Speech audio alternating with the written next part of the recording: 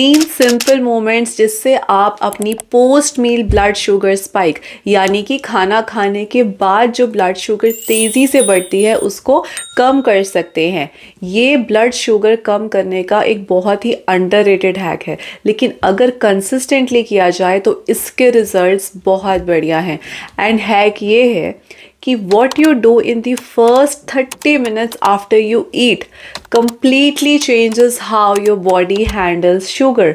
कोई strict diet नहीं है, कोई स्टारवेशन नहीं है, कोई मैजिक पिल्स और इंजेक्शंस भी नहीं है। सिर्फ 3 सिंपल मूवमेंट्स जिनकी टेस्ट और स्टडी करी गई है जो आपकी ब्लड शुगर स्पाइक को इंस्टेंटली कम करते हैं, चाहे आपने एक हैवी कार्ब मील भी क्यों ना खाई हो। Number 1 is list after eating. List stands for low intensity steady state movement, यानी कि चाहे आपकी इंटेंसिटी कम है, धीरे धीरे करो, लेकिन एक स्टेडी मूवमेंट खाना खाने के बाद करते रहो। अब आपने ये तो सुना ही होगा कि खाना खाने के बाद वॉक करनी चाहिए, लेकिन साइंस एक्चुअली में क्या कहती है ये देखो। रिसर्चर्स ने इस ट्रायल में 64 लोग लिए जिनको टाइप 2 डायबिटीज थी और इस ट्रायल को 2 फेजेस में डिवाइड किया गया 60 डेज ईच के। एंड इन लोगों को दोनों फेजेस में डिफरेंट एक्सरसाइज रूटीन्स फॉलो करने के लिए कहा गया। फेज 1 में यानी कि फर्स्ट 60 डेज के लिए इन लोगों को ब्रेकफास्ट, लंच और डिनर के बाद 15 मिनट्स की वॉक करने के लिए कहा गया, यानी कि ये लोग पूरे दिन में 45 मिनट्स की वॉक कर रहे थे, लेकिन 3 शॉर्ट सेशंस में। और फेज 2 में इन्हीं लोगों को सुबह 45 मिनट्स की वॉक करने के लिए कहा गया ब्रेकफास्ट से पहले, यानी कि ये लोग फिर से पूरे दिन में 45 मिनट्स की वॉक ही कर रहे थे।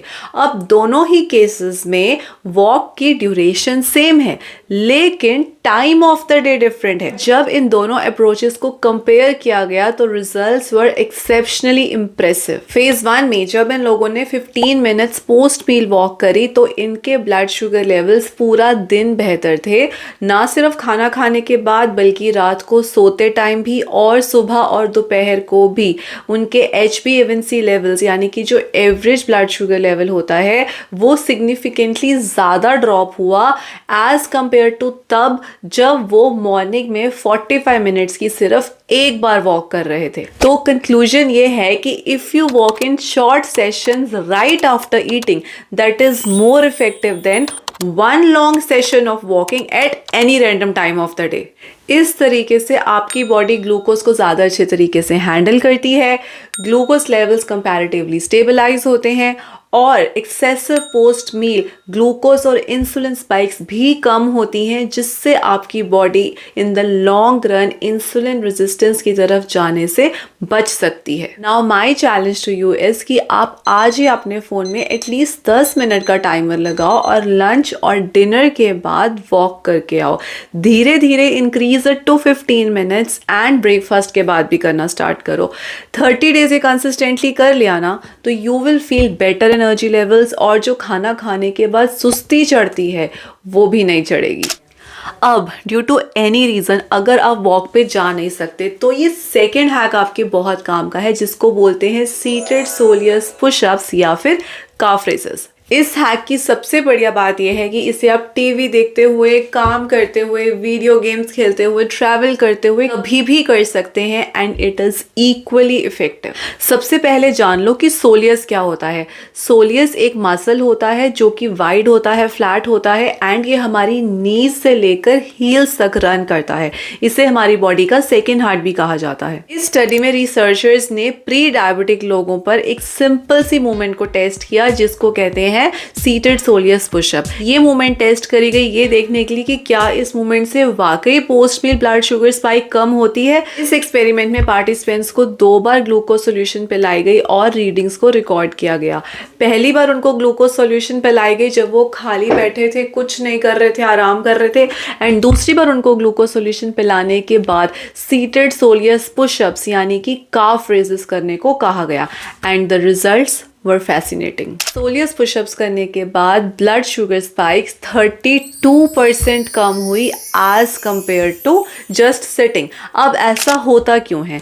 सोलियस मसल्स ग्लूकोज को बहुत एफिशिएंटली बर्न करता है even while sitting and without even needing the help of insulin. Soleus muscle बाकी मसल्स की तरह ग्लाइकोजन पर, यानी कि जो स्टोर्ड ग्लूकोज है उसके ऊपर डिपेंड नहीं करता अपनी प्राइमरी सोर्स ऑफ एनर्जी के लिए। It extracts free glucose directly from blood, और साथ ही साथ ये फैट्स जैसे कि ट्राइग्लिसराइड्स को भी ब्लड से एक्सट्रैक्ट करता है फॉर एनर्जी। तो इसलिए this exercise is also good for you अगर आपको कोई हार्ट डिजीज है और आप नहीं ज़्यादा कार्डियो की एक्सरसाइज कर सकते, भाग नहीं सकते, कर नहीं सकते, लेकिन आप बैठे बैठे या खड़े खड़े सोलियस पुशअप्स कर सकते हैं। अब आप ये घर पे या ऑफिस पे कर कैसे सकते हैं? अपने फीट को फ्लैट रखिए ऑन द फ्लोर, अपनी हील्स को रेस करिए up and down, up and down, and बस इसी मोमेंट को रिपीट करना है। बस ये ध्यान रखना है कि आपके जो टोज हैं वो ऑल द टाइम फ्लोर के साथ कांटेक्ट में होने चाहिए, बस इतना ही करना है। ये मोमेंट डेफिनेटली एक बहुत ही पावरफुल हैक है ब्लड शुगर स्पाइक को कम करने के लिए। लेकिन ध्यान देने वाली बात यह है कि जो स्टडी हुई थी उसमें पार्टिसिपेंट्स ने पूरे 120 मिनट्स यानी कि 2 घंटे के लिए सोलियस पुशअप्स किए थे। इसलिए आप 4-5 मिनट करके ये मत सोचना कि मेरी ब्लड शुगर स्पाइक 32% कम नहीं हुई तो ये वीडियो गलत है और स्टडी गलत है, ऐसा नहीं है, ठीक है। लेकिन आप स्टार्टिंग में एटलीस्ट आधा घंटा तो एम करिए। एंड अच्छी बात यह है कि जो सोलियस मसल है ना, ये इजीली टायर्ड और फटीग नहीं होता क्योंकि ये फ्रेश ग्लूकोज ले रहा है आपकी बॉडी से, जो कि आपने अभी अभी खाया खाने में, ठीक है। It is not dependent on your stored reservoirs.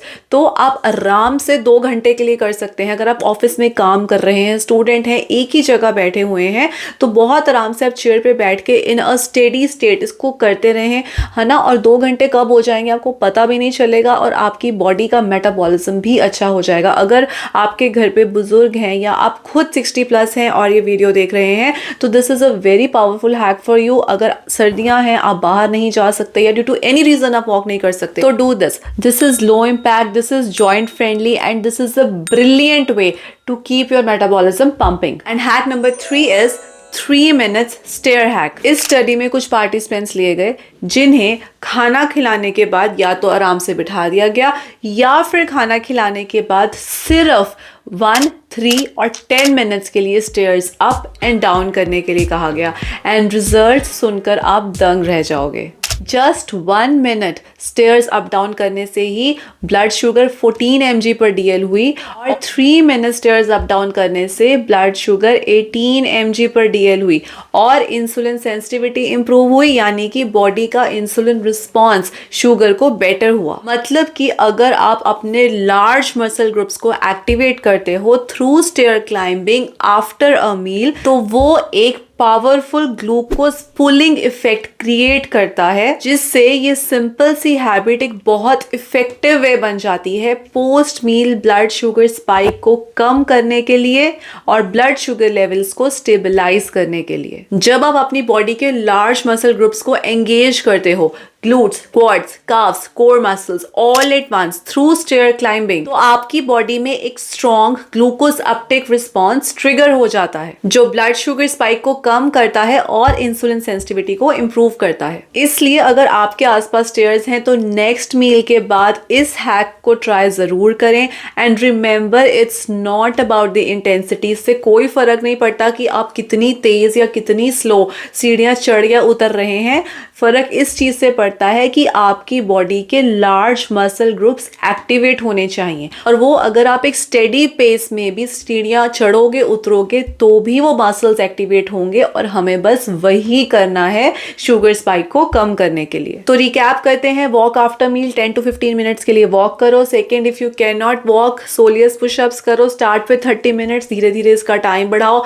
And third, अगर आपके पास बिल्कुल ही टाइम नहीं है, बहुत बिजी रहते हो, तो कम से कम 3 से 10 मिनट के ड्यूरेशन सर्कुलेशन के लिए खाना खाने के बाद स्टेयर्स ऊपर नीचे ज़रूर करो।